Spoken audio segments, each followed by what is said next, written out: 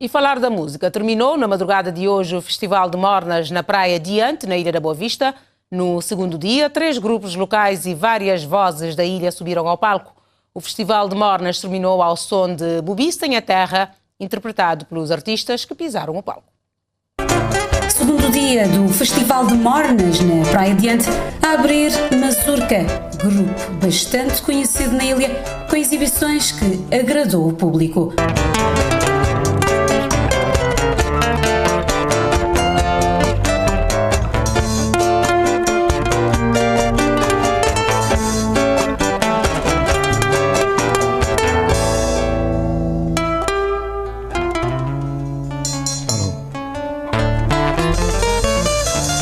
Após a atuação de Mazurca, com a presença de familiares, a Associação de Músicos da Boa Vista rendeu uma homenagem a Saturnino Ramos Almeida Satu, um filho da ilha.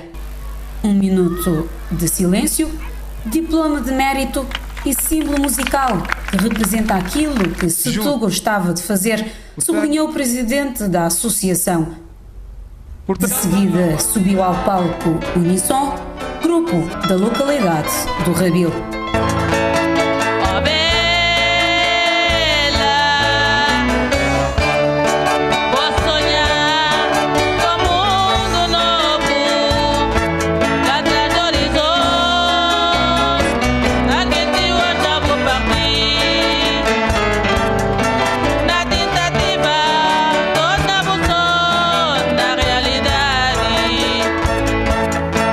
Rachad Band foi o último grupo da noite, banda que acompanhou Leontina Fortes, convidada da ilha de São Nicolau.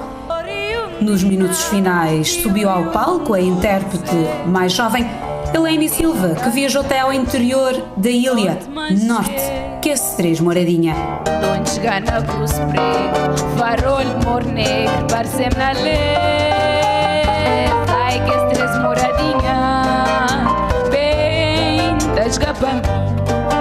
A mim sentiu alegria, Pamba abraça irmãzinha.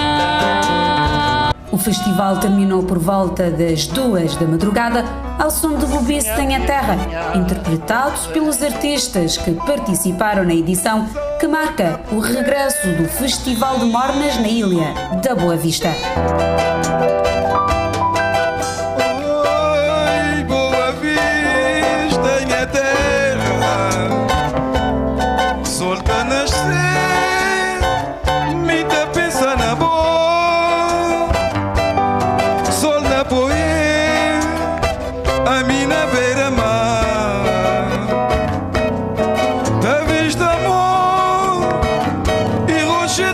Terra